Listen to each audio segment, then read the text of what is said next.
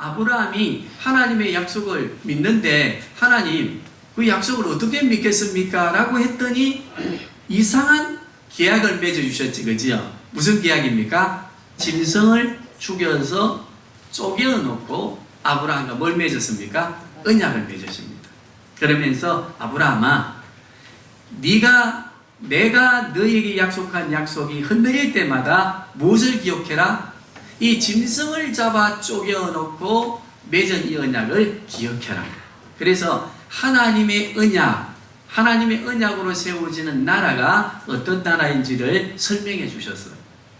이 짐승으로 쪼개어져서 하나님과 맺어진 이 언약은 결국 누구를 예표하는가 하면요, 예수님을 예표하고, 오늘 주님께서 하나님의 나라를 완성하실 때에, 그 언약의 나라를 완성하실 때에 무엇으로 완성하십니까? 자기 몸을 쪼개어서 어찌했습니까? 우리를 위해 생명으로 주심으로 말미암아 우리가 언약으로 세워져가는 하나님의 나라가 예수님의 죽으심과 부활을 통해서 예수님의 몸을 쪼개어 갈라놓고 그리고 부활하셔서 우리에게 영원한 생명을 주시는 것으로 하나님의 약속의 나라를 완성하셨거든요. 그러니까 하나님의 나라의 성격은 어떤 나라인가 하면요, 약속을 맺으실 때에 생명으로 약속을 맺으셨어요. 글로 맺은 게 아니에요. 그러면 생명으로 하나님의 나라를 이루어 가신다, 언약으로 하나님의 나라를 이루어 가신다고 하는 그 정표를 아브라함을 통해 보여주셨지, 그지요? 첫째는 짐승을 잡아서, 이제 구약의 쭉 역사를 보면 번제를 드릴 때나 속죄제를 드릴 때나 5대 제사를 드릴 때 다 곡물이나 짐승의 뭘 필요로 해서요, 죽임, 그것을 통해서 하나님의 언약을, 약속을 계속해서 기억하게 하셨다가 그 양을 잡아서 드리는 이러한 번제의 약속의 제사는 누구를 통해서 완성되어집니까? 예수님을 통해서. 그래서 우리가 하나님의 나라의 약속이 누구를 통해서 이루어졌는가 하면 예수님을 통해서 이루어졌습니다.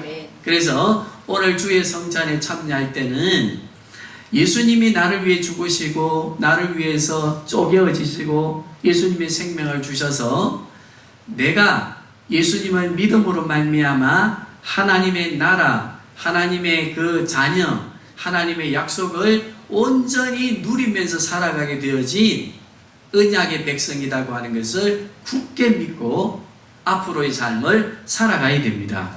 그러면 앞으로 우리가 살아갈 때에도 아브라함처럼 하나님의 약속을 받고 살아가는데 의심이 생깁니까? 안 생깁니까?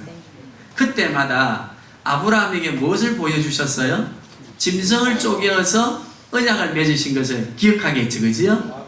그러면 오늘 우리는 신약시대는 우리가 하나님의 말씀에 대하여 천국이 있다, 죽으면 천국 간다, 예수님이 재림에 오신다, 지금 하나님의 나라를 누리고 사는 것이다, 지금 하나님의 나라를 누리고 사는 우리는, 예수 믿는 우리는 하나님의 자녀된 권세가 있다, 세상 것을 사모하지 말고 하나님의 나라를 사모하고 살아야 된다, 그러면 너의 자녀들에게 영원토록 언약하신 복을 주시겠다, 이 약속들이 믿어질 때도 있지만 의심이 생길 때도 있지, 그지요? 솔직하게 저도 그럴 때가 많아요.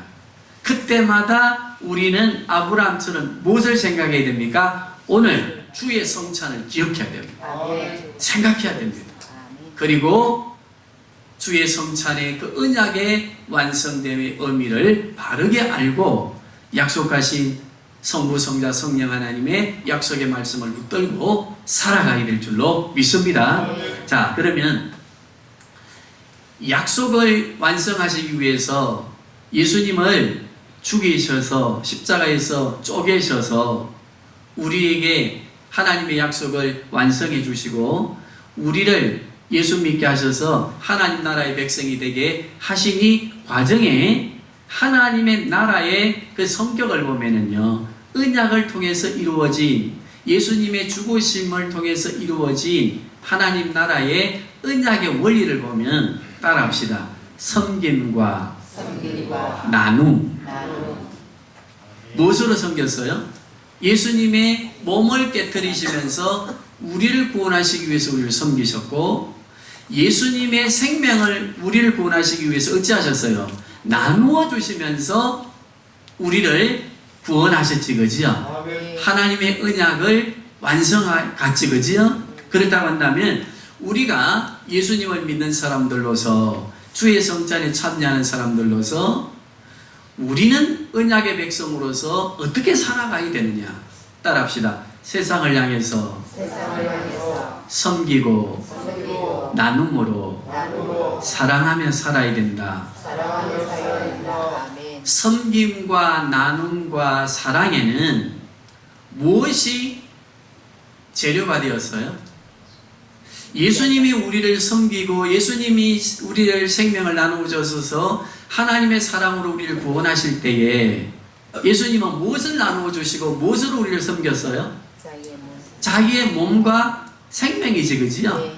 자신의 전부를 통해서 우리를 섬겼고 나누셨고 하나님의 사랑을 통해서 우리를 구원의 백성으로 삼으셨지요. 그러면 우리는 어떻게 살아야 됩니까? 섬긴다, 나눈다, 하나님의 사랑을 실천한다 할 때요, 적어도 우리는 생명까지는 못 주더라도 우리가 살아가면서 최고의 것이라 생각하는 게 무엇입니까?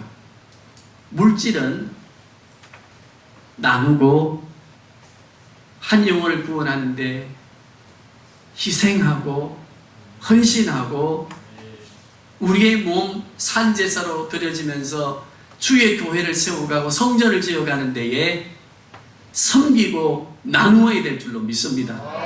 동사화해야 되지 간유화하면 안 됩니다. 추상적이 되어서는 안 됩니다. 지식에 머물고 생각에 머물러서는 안 됩니다. 그것은 우리를 능력의 사람으로 살게 하는 힘이 없습니다.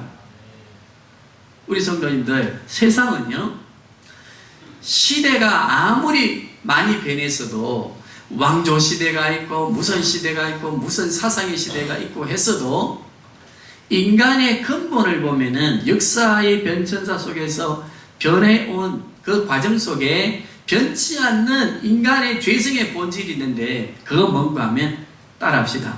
소유와 지배. 소유와 지배는 무엇으로 나타나는가 하면요, 폭력으로 나타납니다. 그래서 인류의 역사를 보면은 무슨 선한 자가 일어나고 무슨 이론들이 나왔다 하더라도 그 본질은 무엇을 위해서 했습니까? 소유, 지배, 폭력입니다. 인류의 역사를 한번 되돌아보십시오. 그런데 주님은요, 소유하고 지배하고 폭력으로 하나님의 나라를 이루어가지 아니했습니다. 무엇으로 나누어 갔습니까? 자신을 어쨌습니까? 죽음으로써 우리 인류를 섬기고 자기의 생명을 통해서 우리 한 영혼을 구원을 위해 나누어 주시고, 그리고 폭력이 아니라 하나님의 그 사랑을 실천하심으로 말미암아 2000년의 역사를 어찌하셨습니까? 지배해 오셨습니다. 아멘. 우리도 성찬에 참여하시면서 기억하셔야 됩니다. 세상을 바꾸는 것은, 우리가 주의 교회를 세워가는 것은 내가 물질을 가지고 물론 봉사해야 됩니다. 그러나 근본은 물질을 가지고 우리 어떤 제도를 가지고 세상을 바꿀 수 없다. 그러면 무엇으로 하느냐? 주님이 우리를 구원하시기 위해서, 인류를 구원하시기 위해서 하나님 나라의 언약, 하나님의 약속을 완성해 가시면서 우리를 구원하신 그 구원의 원리 뭐였습니까? 섬김, 나눔, 사랑. 아멘.